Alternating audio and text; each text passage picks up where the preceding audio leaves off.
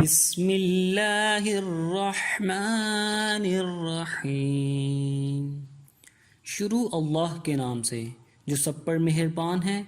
بہت مہربان ہے۔ ان اللہ لا یستحیی ان یضرب مثلا ما بعودة فما فوقها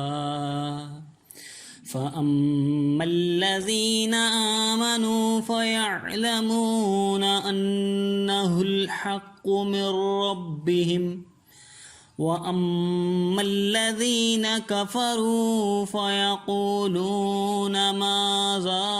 أَرَادَ اللَّهُ بِهَذَا مَثَلًا يُضِلُّ بِهِ كَثِيرًا وَيَهْدِي بِهِ كَثِيرًا وَمَا يُضِلُّ بِهِ إِلَّا الْفَاسِقِينَ۔ بے شک اللہ اس بات سے نہیں شرماتا کہ وہ کسی بات کو واضح کرنے کے لیے کوئی بھی مثال دے، چاہے وہ مچھر جیسی معمولی چیز کی ہو یا کسی ایسی چیز کی جو مچھر سے بھی زیادہ معمولی ہو۔ اب جو لوگ مومن ہیں وہ خوب جانتے ہیں کہ یہ مثال ایک حق بات ہے جو ان کے پروردگار کی طرف سے آئی ہے۔ البتہ جو لوگ کافر ہیں وہ یہی کہتے ہیں کہ بھلا اس حقیر مثال سے اللہ کا کیا مطلب ہے۔ اس طرح اللہ اس مثال سے بہت سے لوگوں کو گمراہی میں مبتلا کرتا ہے اور بہت سوں کو ہدایت دیتا ہے، مگر گمراہ انہی کو کرتا ہے جو نافرمان ہیں۔ بعض کافروں نے قرآن کریم پر یہ اعتراض کیا تھا کہ اس میں کچھ مثالیں مکھی، مچھر، مکڑی وغیرہ کی دی گئی ہیں۔ اگر یہ واقع خدا کا کلام ہوتا تو اس میں ایسی حقیر چیزوں کا ذکر نہ ہوتا۔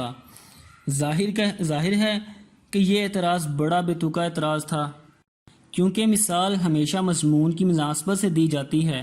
اگر کسی حقیر و ذلیل کی مثال دینی ہو تو ایسی ہی کسی چیز سے دی جائے گی جو حقیر و ذلیل ہو۔ یہ کسی کلام کا عیب تو کیا ہوتا ہے، اس کی فصاحت و بلاغت کی دلیل ہے، مگر یہ بات انہی کی سمجھ میں آتی ہے جو طالب حق ہیں اور حق پر ایمان لا چکے ہوں، لیکن جنہوں نے کفر کی قسم کھا رکھی ہے انہیں تو ہر بات پر ہر حالت میں اعتراض کرنا ہے، اس لیے ایسی بے تکی باتیں کہتے ہیں۔ قرآن کریم کی یہی آیتیں جو طالب حق کو ہدایت بخشتی ہیں، ایسے لوگوں کے لیے مزید گمراہی کا سبب بن جاتی ہیں جنہوں نے ضد اور ہٹ درمی پر کمر باندھ کر یہ طے کر لیا ہے کہ حق بات مانی نہیں ہے، کیونکہ وہ ہر نئی آیت کا انکار کرتے ہیں اور ہر آیت کا انکار ایک مستقل گمراہی ہے۔ الذين ينقضون عهد الله من بعد ميثاقه ويقطعون ما أمر الله به أن يوصل ويفسدون في الأرض أولئك هم الخاسرون۔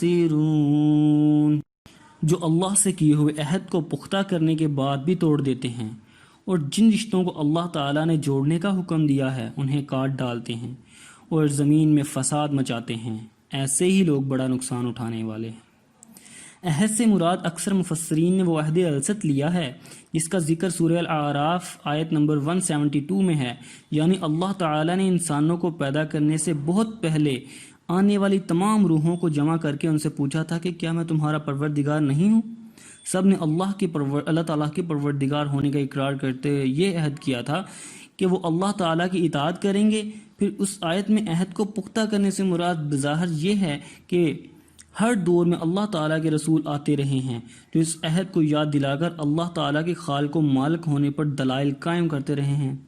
اس عہد کی ایک اور تشریح بھی ممکن ہے، اور وہ یہ ہے کہ اس سے مراد وہ عملی خاموش عہد ہے جو ہر انسان پیدا ہوتے ہی اپنے خالق و مالک سے کرتا ہے۔ یہ ایسا ہی ہے جیسے ہر شخص جو کسی ملک میں پیدا ہوتا ہے وہ اس ملک کا شہری ہونے کے ناطے یہ خاموش عہد کرتا ہے کہ وہ اس ملک کے قوانین کا پابند ہوگا، خواہ وہ اس زبان سے اس نے کچھ کہا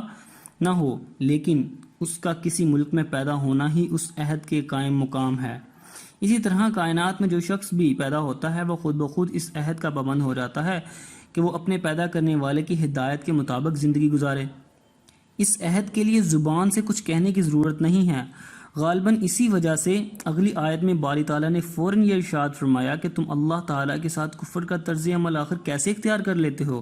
حالانکہ تم بے جان تھے، اسی نے تمہیں زندگی بخشی۔ یعنی اگر ذرا غور کرو تو تنہا یہ بات کہ کسی نے تمہیں پیدا کیا ہے، تمہاری طرف سے یہ عہد و پیمان ہے کہ تمہارے لیے ان کی نعمتوں کا اعتراف اور اس کے بتائے ہوئے طریقے پر چلنا لازمی ہوگا، ورنہ یہ کون سی عقل اور کون سا انصاف ہے کہ پیدا تو اللہ تعالیٰ کرے اور فرما برداری اس کے بجائے کسی اور کی جائے۔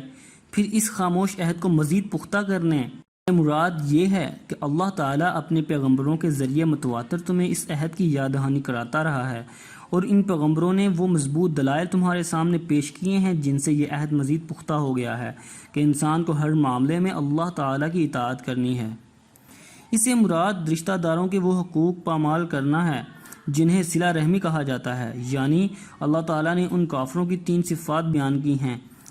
ایک یہ کہ وہ اللہ سے کیا ہوا عہد توڑتے ہیں، دوسرا یہ کہ وہ رشتہ داروں کے حقوق پامال کرتے ہیں، اور تیسرے یہ کہ زمین میں فساد مچاتے ہیں۔ ان میں سے پہلی چیز اللہ تعالیٰ کے حقوق سے متعلق ہے، یعنی وہ اللہ تعالیٰ کے بارے میں وہ عقیدہ رکھتے ہیں کہ جو رکھنا چاہیے، اور نہ اس کی وہ عبادت کرتے ہیں جو ان پر فرض ہے۔ دوسری اور تیسری چیز کا تعلق حقوق العباد سے ہے۔ اللہ تعالیٰ نے مختلف رشتوں کے جو حقوق مقرر فرمائے ہیں ان کی ٹھیک ادائیگی سے ہی ایک پاکیزہ معاشرہ وجود میں آتا ہے۔ اگر ان رشتوں کو کاٹ کر باپ بیٹے، بھائی شوہر اور بیوی ایک دوسرے کے حقوق پامال کرنا شروع کر دیں تو وہ خاندانی نظام تباہ ہو جاتا ہے جس پر ایک صحت مند تمدن کی بنیاد قائم ہوتی ہے، لہٰذا اس کا لازمی نتیجہ زمین میں فساد کی صورت میں نکلتا ہے۔ اسی لیے قرآن کریم نے رشتوں کو کاٹنے اور زمین میں فساد مچانے کو سورۃ محمد آیت نمبر 22 میں بھی ایک ساتھ ملا کر ذکر فرمایا